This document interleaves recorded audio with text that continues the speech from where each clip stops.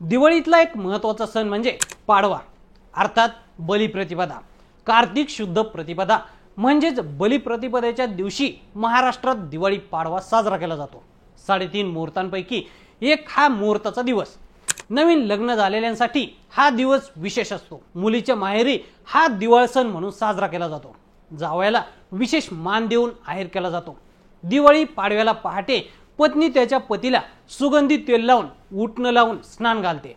संध्याकाळी पाटाभोवती रांगोळी काढून पत्नी आपल्या पतीचं औक्षण करते आणि पती तिला ओवळणी म्हणून काहीतरी भेटवस्तू देतो।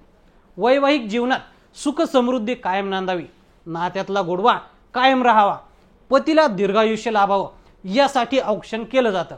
फटाके वाजवले जातात, गोडधोड केलं जातं। या दिवशी मुलीच्या सासरकडच्यांना माहेरी जेवायला बोलावण्याची काही ठिकाणी पद्धत आहे। अनेक जण या दिवशी आवर्जून सोने खरेदी करतात, रांगोळ्या काढल्या जातात, पणत्याही लावल्या जातात। बलिप्रतिपदा अर्थात आपल्याकडचा पाडवा याबद्दल एक आख्यायिका सांगितली जाते। असं म्हणतात की असुर राजा बळी हा प्रल्हादाचा नातू आणि विरोचनाचा पुत्र होता। तो पराक्रमी, दानशूर आणि प्रजेचा कल्याणकर्ता होता। बळीराजाच्या शक्तीमुळे देवांना पराभव पत्करावा लागला। देवांच्या विनंतीवरून भगवान विष्णूंनी वामन अवतार घेतला आणि बळीराजाकडे 3 पावलं जमीन मागितली। वामनानं विश्व व्यापलं।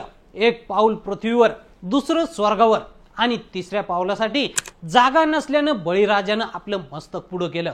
त्यानंतर विष्णूंनी त्याला पाताळ लोकांचं राज्य बहाल केलं आणि वर दिला की प्रत्येक वर्षी कार्तिक प्रतिपदेला लोक तुझ्या दानशूरतेची पूजा करतील। या दिवसापासूनच विक्रम संवत्सराची सुरुवात होते। इडापिडा टळो आणि बळीचं राज्य येवो अशी मनोकामना करत घराघरात आनंद, ऐश्वर्य आणि प्रेमाने दिवाळी पाडवा साजरा केला जातो। आता महाराष्ट्राच्या विविध भागात पाडवा वेगवेगळ्या पद्धतीने साजरा केला जातो। कोकणात गोवर्धन पूजा केली जाते, ती कशी पाहूयात। पाडव्याच्या दिवशी शेतकरी घराला गोठ्याला झेंडूंच्या फुलांचे हार लावून सजवतो, गुरांना ओवाळतो, त्यांना गोडधोड खायला घालतो। गोठ्यात काम करणाऱ्यांना या दिवशी सुट्टी दिली जाते।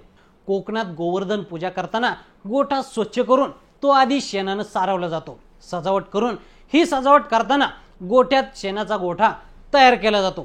कारीट आणि हिर यांचा वापर करून गुरे तयार केली जातात। शेणाचा गुराखी कृष्ण, गवळणी आणि पांडव असा देखावा उभारला जातो। कारीट कापून त्यात दूध घालून त्याचे दहीहंडे केले जातात। या दिवशी पाहुण्यांना खास ताक दिलं जातं। मराठवाड्यात गोवर्धन पूजा कशी केली जाते पाहूया। या दिवशी मराठवाड्यात गुरांना खास देवटीने ओवाळलं जातं।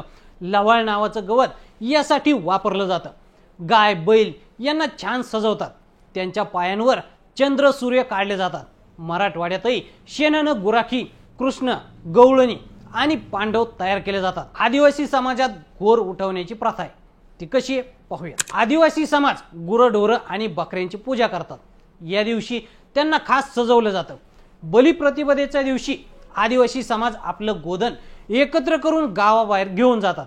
या दिवशी गावाबाहेर एक आखाडा तयार केला जातो, त्यात गवत पेटवून धूर केला जातो आणि त्या धुरातून गाय बकऱ्यांना बळीराजाच्या नावाने पळवत घेऊन जातात।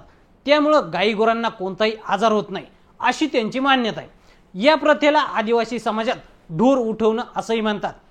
तर मंडळी, बलिप्रतिपदा आणि पाडव्याची माहिती तुम्हाला कशी वाटली आम्हाला कमेंट करून नक्की सांगा आणि असेच नवनवीन माहितीपूर्ण व्हिडिओ पाहण्यासाठी लेट्स अप मराठी फॉलो करा।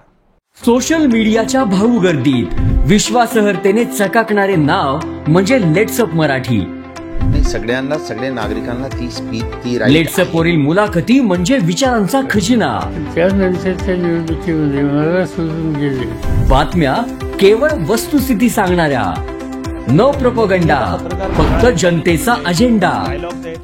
क्योंकि आने वाला कल जाने वाला है, जाने वाला कल आने वाला है। राजकारण, मनोरंजन असो की क्रीडा क्षेत्र, महाराष्ट्राची स्पंदने संवेदनशीलतेने टिपणारे माध्यम म्हणजे लेट्स अप मराठी।